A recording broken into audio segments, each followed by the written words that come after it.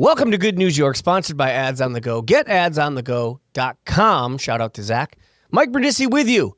Follow me on all socials at MikeBTV.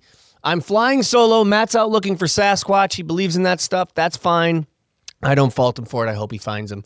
But I'm not alone. I'm here with a very special guest, the founder of Merrigan Strategic Advisors and partner at Table Force, Mr. Patrick Griffin. Thank you, Mike. Thank you for. I wish I had enough people in here to give you a big, big welcoming. I always hear it anyway. I'm very excited to have you on the show. We have so much to talk about. You are a man of many talents, and you just have such a great story. We're going to talk about, obviously, and did I say that again? Merrigan? Morgan. Oh, I think I said Merrigan. It's Morgan. We'll talk about Morgan Strategic Advisors. We're going to talk about Table Force and, of course, the Erie Canal Museum, which is really exciting. But let's find out a little bit about you. Give us your background and how things all kind of started for you. Sure. Well, thank you, Mike. You're very welcome. So I grew up downstate and spent most of my career in finance and moved up here to the Syracuse area 9 years ago for family reasons. My wife is from Weedsport. We've got three kids and live out in Fayetteville. Great. So I moved up here. I had spent about 10 years on Wall Street and then moved into banking in this area and then had the opportunity to start my own shop. And so I started my own business in the beginning of 2024, and now I find myself with two businesses, which is a real treat. And how I got there has been wild. They always say it's all in the journey, and that's been true for me. I could not agree more. I've spent my entire life trying to teach myself about appreciating the journey and not worrying so much about the destination. And it really is something that it's like a mantra that I always tell myself. So you move upstate. You worked on Wall Street. You worked in the banking industry. What happens first? Because you're involved in so many companies and different projects. Sure. So I did a few things.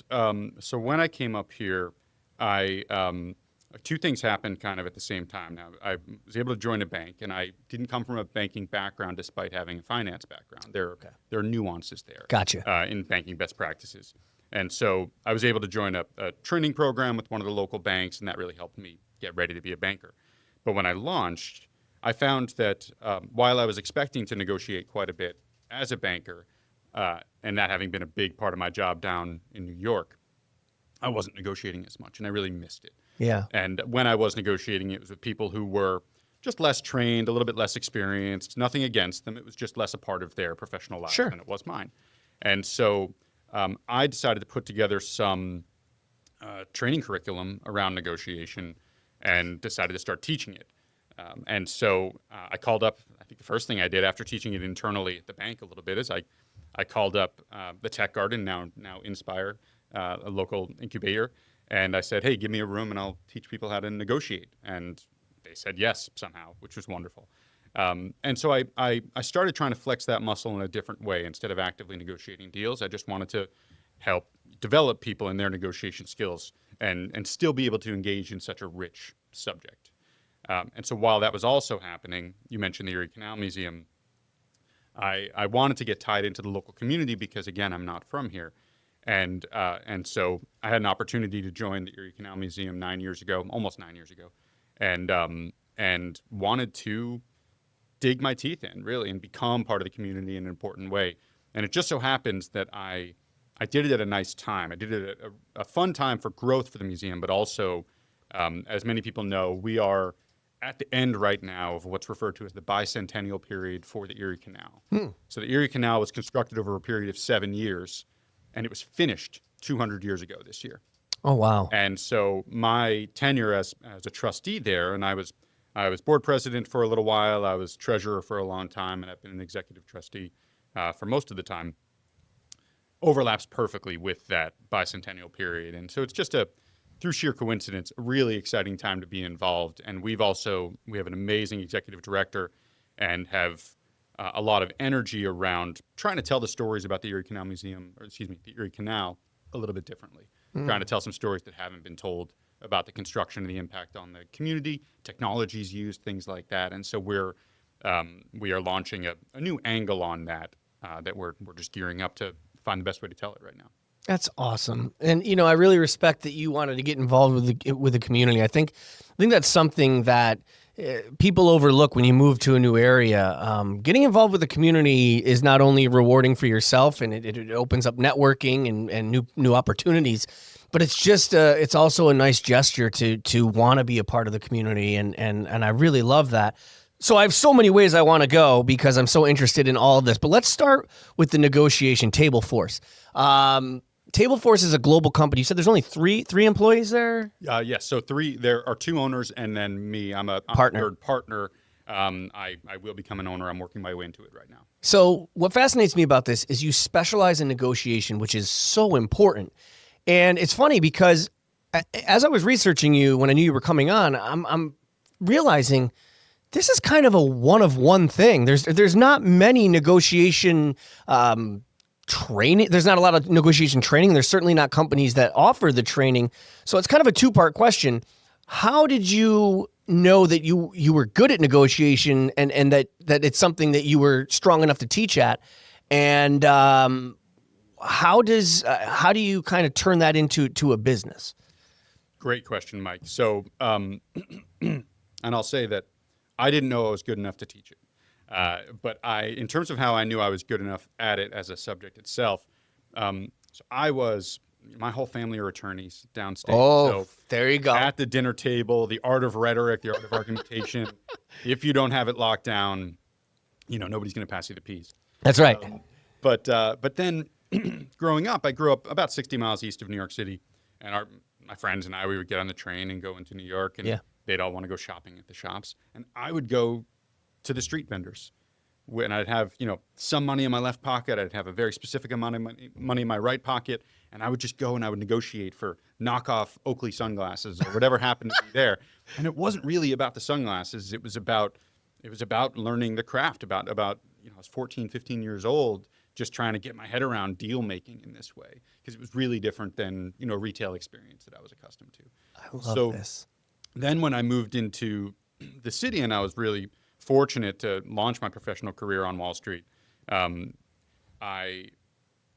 company was growing in such a way that I was able to grab some parts of the job that were particularly interesting to me. So I was able to there was a bit of an a la carte element to what I was able to pick up. Sure. And so I took over pricing strategy for my vertical because I was in a really specialized space, and then negotiation was just automatically a large part of the job, and we were selling to global banks and global financial institutions. And so I was good at it. I needed to become better at it. And thankfully I was aware of that. I made some really silly mistakes early in my career, lost some face. And then what happened was, as I was getting better at it and I knew I needed to, they brought in some trainers, some outside corporate trainers for us. And that was a 2-day program, and it was a light bulb moment for me. Mm-hmm. One that, wow, this is a formal discipline. I didn't know it was a formal discipline that one could really immerse themselves in that way. I thought it was just something people had to be good at. And so that kind of sort of depth of opportunity of learning was really enchanting to me. And that introduced me to the whole world of academic writings about negotiation. So I just started reading it. I just started grabbing it. And I spent a few more years in the city and moved up here. As I said, I decided to start teaching it, flex it that way. No background in teaching at all. So I put together curriculum based on that training a little bit, but based on books I'd read, based on my practical experience. Sure. I was probably terrible when I started because, again, it's one thing to be good at the subject. It's another thing to be good at teaching. But I'm an iterative person by nature. I try to experiment. I try to always improve. And so I just kept at it. And I'm very proud to say that I got to the point where I know I was good at teaching negotiation. And then I had this opportunity to join Table Force. I wound up meeting the minority partner and then the founder, and just really pitched them on myself as you negotiated. I negotiated. Well, we talk about really, asking for what you want. We call it raising the bar, right? So trying. Get out there and try. That's the first step for any negotiation. Is just people need to try to get what they want. And thankfully, I had that boldness in that moment and went for it. And it is honestly the greatest joy in my professional career that I get to talk about negotiation for a living. This is so cool. You're such a unique individual, and this is such a unique niche that you found. And it's funny because here I was sitting here researching you, going, "What, you can like specialize in negotiation?" And that's how you kind of found it. You were like, "Oh wait, I can specialize in negotiation. I just thought I was good at it." Do you find so? We hear the word negotiation, but I'm sure people interpret it in their own way. Do you find that is there a difference between negotiation and a sales pitch? Is it kind of intertwined? And I guess that's the question. What is it? Is it a little bit of sales? Is it its own thing? Is it a little bit of both? It's a great question. So there's a Venn diagram involved, certainly. So to be good at sales, to be really good at sales, you have to be good at negotiation. Mm-hmm. And part of the reason for that is just recognizing that there are more variables than just cost you can play with. Sure. And knowing kind of the way I think about it visually is kind of just what levers to pull that are going to make something attractive. So sales is a major component of it. And as you said, when people hear the term negotiation, they think of a lot of different things. So let me clarify my niche. Sure. Area. So what I specialize in is B2B negotiation. Business to business. So, business to business. So there are hostage negotiators out there. One particularly famous one likes to talk about how he thinks it applies to B2B negotiation. I pick fights with him on social media sometimes because he's wrong. And Love it. And so I specialize in B2B negotiation. Sales is a component of that. Procurement is a very significant component of that. When you have people on the other side who are trying to buy and trying to that sort of logistical supply chain component of operations, having people who can negotiate well is really critical. And then even just on towards other professionals, we work with a lot of project managers who there's a company I'll be teaching next month in Texas that they do a lot of large scale infrastructure construction, and so they'll get their project managers they're managing their client relationships or whatever governmental entity wants them to build something. They're also managing subcontractor relationships. There are change orders that come through. And so there are all these, they have their plan, right? Mike Tyson famously said, everybody has a plan until they get punched in the mouth. Get knocked. Yeah. And this company is smart enough that they know that they need to have that plan for when they get punched in the mouth. And so their team needs to be prepared to react to things in the field. And they can't always go back to the well and say, how do we handle this? So they invest in their people. This is just one particular example. We work across industries, but they invest in their people so that their teams can be more responsive and faster and just more well-informed about how to navigate those challenges. That's incredible because, again, and I'm just giving you from the point of view of the regular Joe like me. When I hear the word negotiation, I always assume it's about money. But when I hear you speaking, I'm learning it's not just about money. Am I correct? Absolutely. It applies across the board. Can you give me some examples of Well, let's think of like a really extreme example. Right? Sure. So I love extreme. Let's do it. I have a big hole in my backyard that I'm fixing. This is real. This is a true thing. I love it. I have a big hole, and I had to go over to local lawn and garden, local company this weekend, and I needed to order 5 yards of stone to fill it. So about 10,000 pounds of stone. And so I go in there, I look at their price. The price is good, but what if they all of a sudden said, "Yep, that's the price for us to deliver it to you in 3 months"? I was like, I need it now, right? So that's a contrived example, right? But when it's illustrative because what we want to realize is that so price is one thing, timing's another thing. In terms of delivery, when I was in New York, price was one of the smaller things I was probably negotiating most of the time. My job is also to work closely with our legal counsel to get legal terms across the finish line and get stuff done. So you have to look not just at price, but at terms and conditions. And at Table Force, what we say is that it's not the price, it's the package. So because realistically, there's a wide range of prices that a person can get comfortable with depending on what you tweak in the package. And so if the price isn't working for you, you look for other outside areas of value where, all right, let me find something else I can add to this deal that's going to make that price worthwhile to me.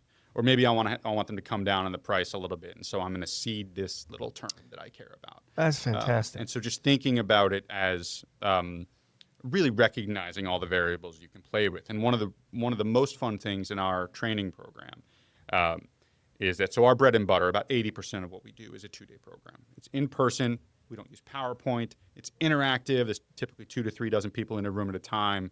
And so it's a combination of us speaking, interacting, and then breakouts where they practice what we've taught them. And at the beginning of day one, a couple hours into it after they listen to me talk for a little bit, I give them their first little test. And it's 1, 2 variables involved. By the end of the second day, we're sending them out. They have an hour to prepare, an hour to negotiate. They are negotiating dozens of terms and conditions, dozens of variables, like 50 different variables. And so, and we get them to the point where day one, morning of, they might not be terribly comfortable with that. And at the end of day 2, people are on time. They get it done in that hour with that hour of prep. And so a lot of it is just, one of the fun things that I find is that, so negotiation is ancient as a practice. It's so integral to the human experience. And so I think a lot of what we do is just unlocking skill that people already have, and finding a way to get them to it. So I had a guy I was teaching last year that he was afraid of negotiation. He didn't like to negotiate. He was worried about how people looked at him when he did it. He thought they would think less of him. But then I heard him negotiating one of the more complex deals, and his rhetorical skill, his ability from a debate perspective to get his counterparty on his side, and I don't say opponent, I say counterparty, to get his counterparty on the side was so nuanced, so skillful. And so I asked him, I said, your rhetoric is on point. You're so good at this. What's missing for you to be good at negotiation? And he's like, I just need to get my head around it. There was a mindset shift for him. He had so much of the skill already, but he needed to just tweak his thinking a little bit so that he could fully engage with it in a way to his benefit.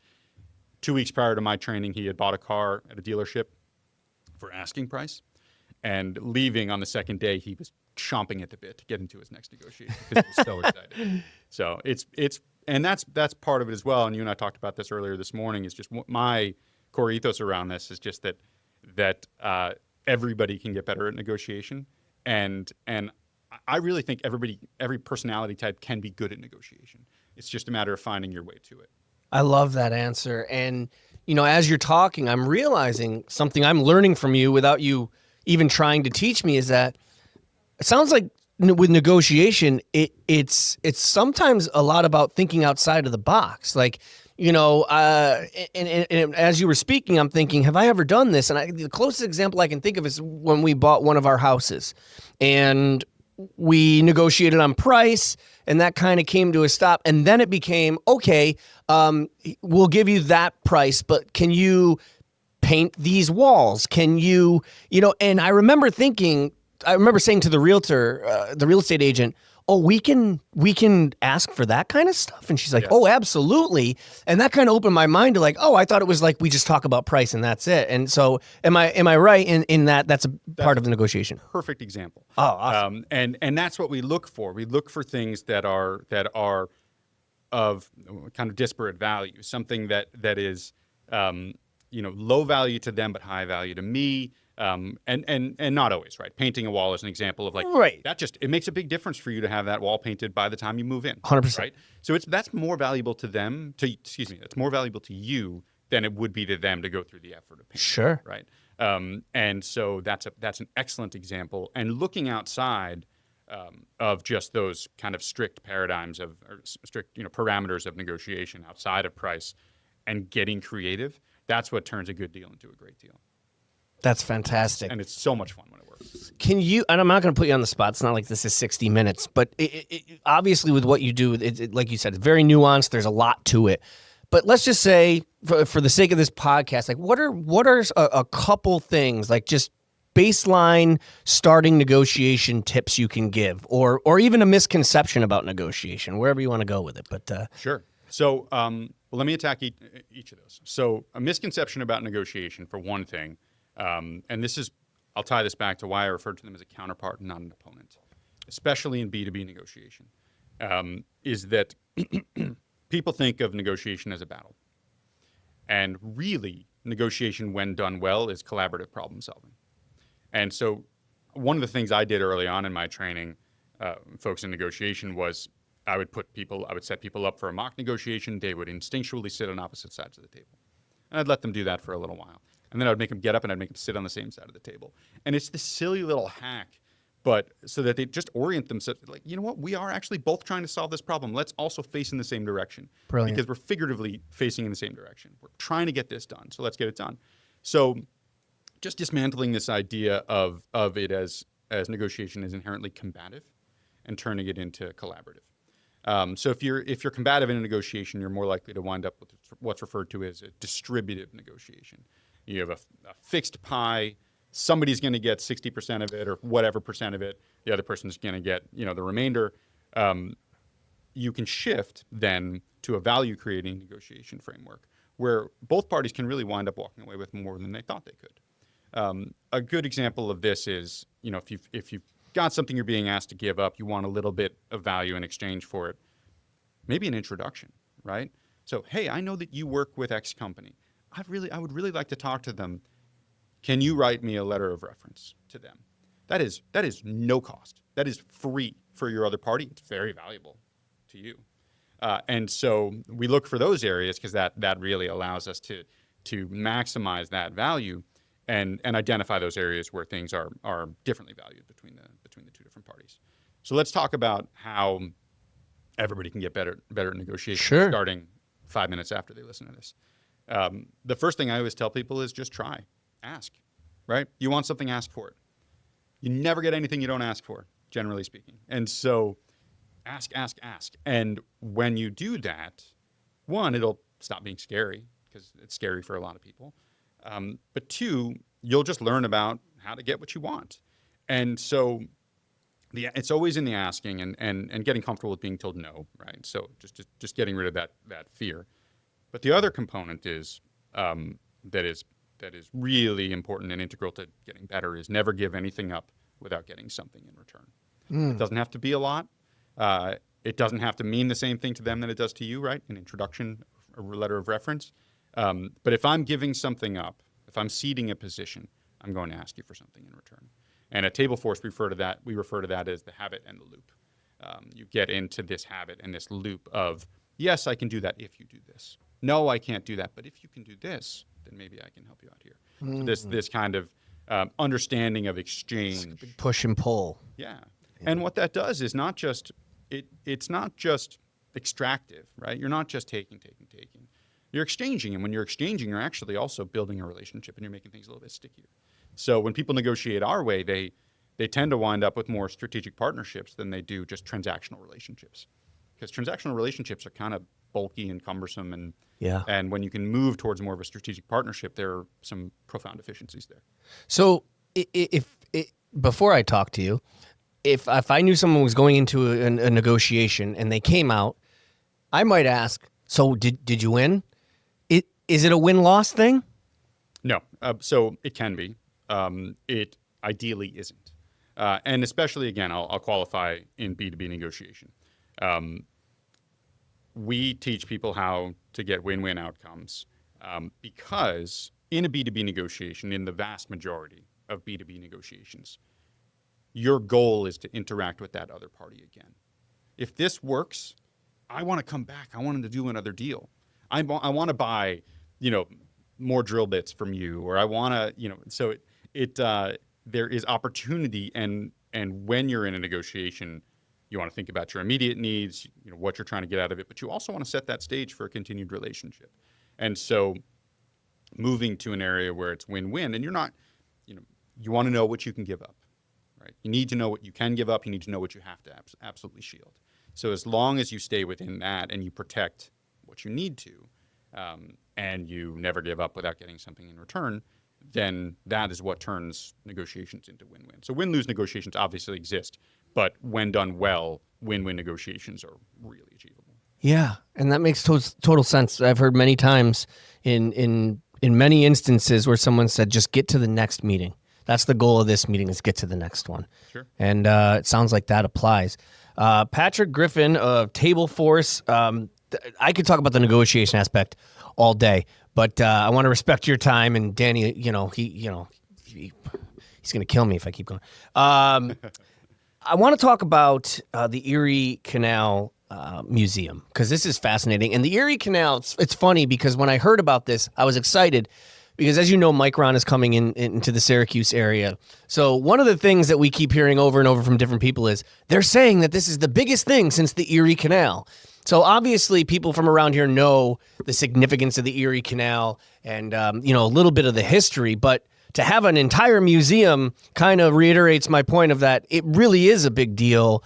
I know you said you wanted to get involved because you want to get involved in the community. Was it just something that was kind of on your radar and you saw it like, oh, the Erie Canal Museum, I've always wanted to, or how did this come about? Great question. So I wanted to dig into the community.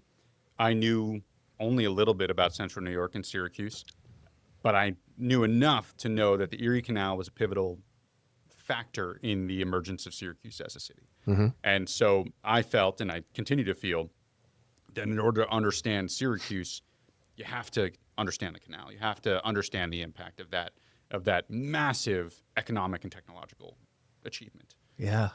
And so it's really remarkable. And one of the things, so the Erie Canal itself, as I said, was built over a period of 7 years.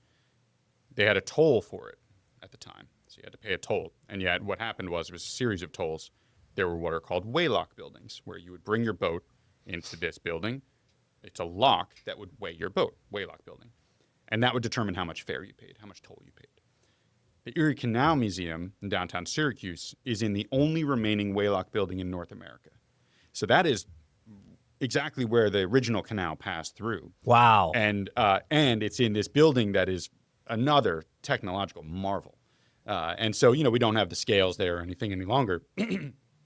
but just conceptually, it's an incredible thing to think about. How do you solve this problem 200 years ago? Right. And the people who built the canal had never built a canal before, so they were making up new technology left and right to like pull a stump, move a rock, or figure out the grade, because you need to make sure that you're not moving too far up or down. Yeah. And so it's such a rich topic, and I felt that it was a good fit for integrating myself in the community while also learning about the history of Syracuse. Yeah, and it's incredible. The lock systems. I remember growing up and seeing, my parents teaching me about, lock 17 or lock 24 along, and just watching how these things operate. And it's absolutely incredible to think about people coming together back then and doing it first. There's a lot going on at the Erie Canal Museum. Kind of what's your mission? Is it to kind of just spread more of the history about the canal? Because there's events going on. You have galleries that are kind of mainstays, but you have rotating galleries or exhibits. Excuse me. What is the Erie Canal Museum all about? So normally I'd be able to quote for you our actual mission statement, but I'm worried I'll flub it if I try now.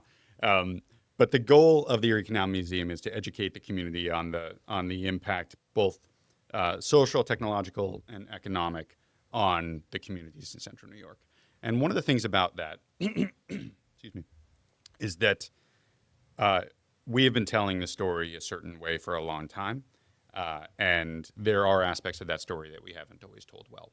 For example, the impact on the indigenous community, on the Native American nations here.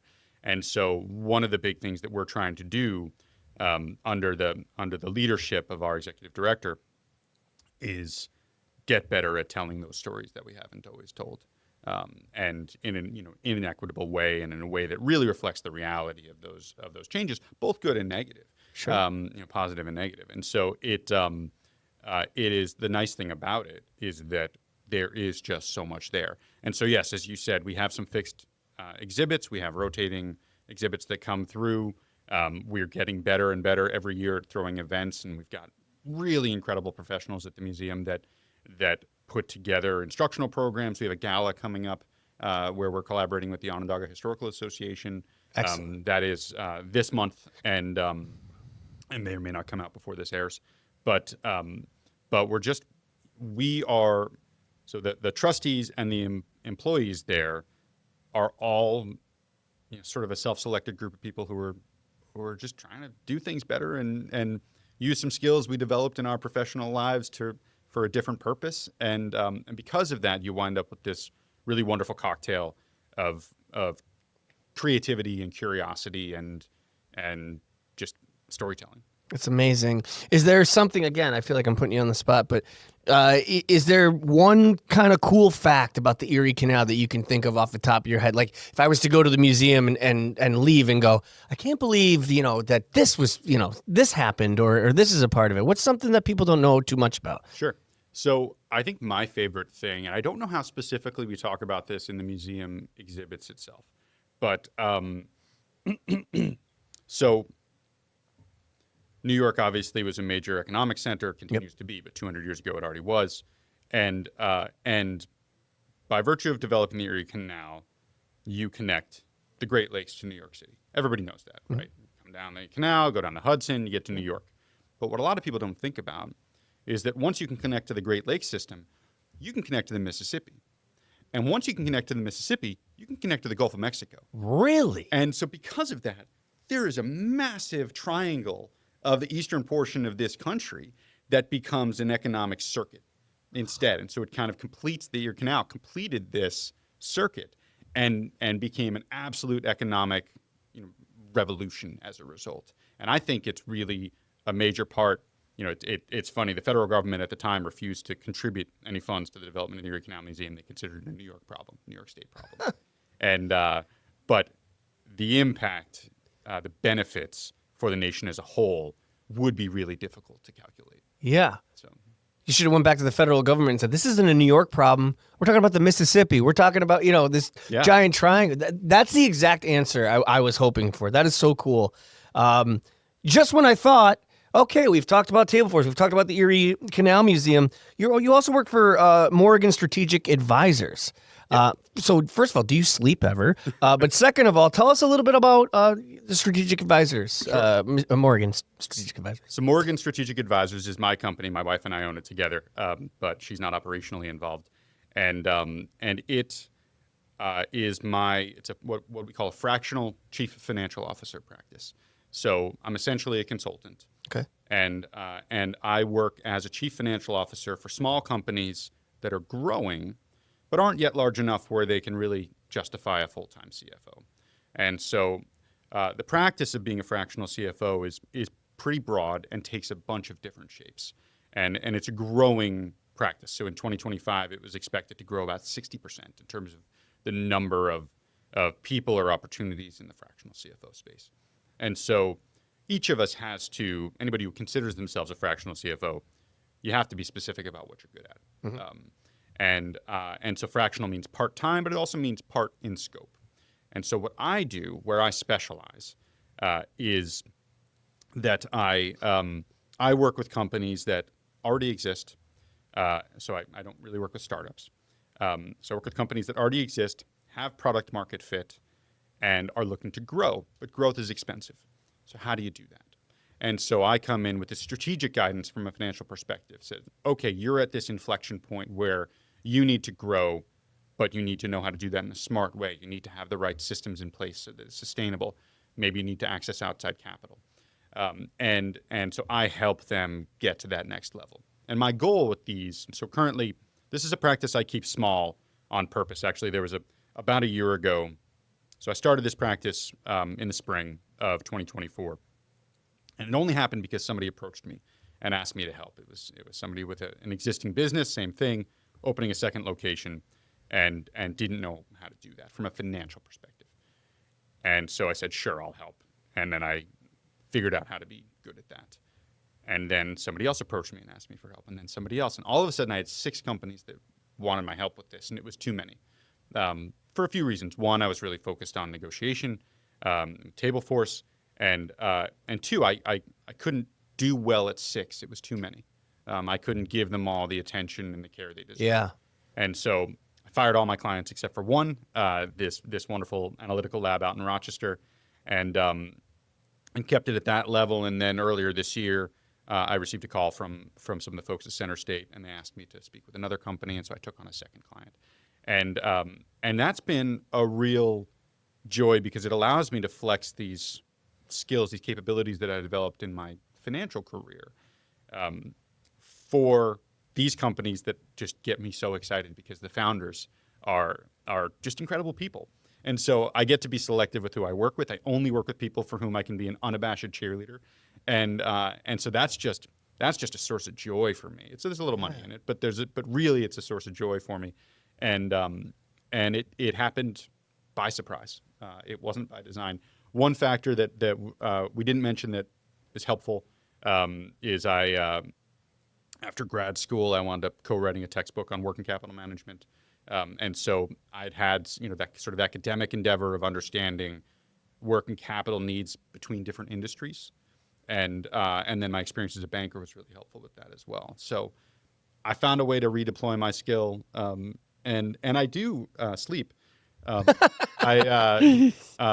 got 3 kids. I have another board I work on as well. And I've got these businesses. And it's interesting because it's all, one of the joys of being an entrepreneur in this case is that, I set my own schedule and I really feel like I have more time than I've had in years. And I don't think that's true. I just think I'm in command of my time and I'm doing more things that bring me joy. And so It doesn't feel like, the work doesn't feel like toil, if you catch the distinction. 100%. So. That's the old cliche of like, if you end up having a career doing something you love, it doesn't feel like work. And, you're an incredible entrepreneur and person. I'm really impressed with everything you do. I wish I had thought about it. We should have done a mock negotiation. That would have been hilarious, and I would have failed miserably. Before we go, Patrick Griffin, you are incredible. What are some of the things coming up for maybe Morgan Strategic Advisors, Table Force, the Erie Canal Museum? Any plugs, any events, any websites, social media, anything you want to talk about? So I have to give a lot of credit to the formerly called the Tech Garden, now Inspire at the Innovation Hub. They just had their grand opening almost 2 weeks ago of their new facility downtown, $32 million renovation of this space. Wow. And what they do is they help businesses grow, and they do it in a much more comprehensive way than I do. But the Tech Garden at the time, now Inspire, was really instrumental in me even being here today because they were the first ones to give me a room to teach negotiation. And the folks that work over there, I'm kind of an on-call advisor. I still teach down there sometimes, and they'll call me up and ask me to help here and there. We might be formalizing that a little bit right now. But they are such an incredible resource. The breadth of skill and capability there, well beyond things I can do. People who are really good at marketing and technologies and understanding, legal considerations. It's an incredible resource, and anybody looking to build a business or grow their business locally should be aware of Inspire and should try to get involved there. They have a lot of new space, and there's that kind of alchemy that you get when you're able to rub shoulders with other professionals in different disciplines. Yeah. They have co-working space that they're opening up, and so there's just a ton of value down there. And I'm not, as I said, I'm not formally involved there. I show up and help when they want me to. Yeah. But I just admire what they do, and I owe a lot to them for all the value they pumped into this area. That's incredible, man. I love everything you do. I'm so glad you came on. I got to ask you one fun last question because you mentioned you lived downstate and you moved up here not knowing much about the area. And Matt and I always joke on the show how there's so many different perceptions of what upstate is. So living in New York City for as long as you did, when you hear upstate, where's the line? Where does upstate start and end for you? I gotta know. There's no wrong answer. Or maybe there is. So I'm from Long Island. Okay, all right. So you're down. And on Long Island, anything north of Westchester is considered upstate. That's what I always say. Now I have just to try to be considerate to my neighbors and peers. Yeah. I've tried to become a little bit more nuanced in my understanding of that. I refer to Western New York and Central New York. Yeah. But all of it's upstate if you're north of Westchester. And that's Matt's thing is he's like, I don't care as much about the line as people say upstate. We're not upstate. This is Central New York. There's Western New York. There's the Southern tier. And I get that. But, we like to keep it simple. What's upstate? And, for a long time, my mom's from the Bronx originally. So I spend a lot of time down in the city. And it's funny when I talk to people what they perceive as upstate. And sometimes they're like, yeah, I went upstate to the Catskills, they say, is a big one. But I'm talking, they say like, Poughkeepsie, it's like Poughkeepsie's not upstate. Anyway, Patrick Griffin of Table Force, Morgan Strategic Advisors, and the Erie Canal Museum. It has been a pleasure talking to you. Best of luck and come back anytime. Thank you, Mike. This is a real treat. I've really enjoyed it. And with that, we're going to say goodbye on this Wednesday episode of Good News York, sponsored by Ads on the Go. We'll be back tomorrow. You can catch me on all socials at Mike BTV. Like and subscribe to us at Good News York, where any podcasts are, on all social media. And GNY Sports, new episode going to drop tomorrow. So we will see you then.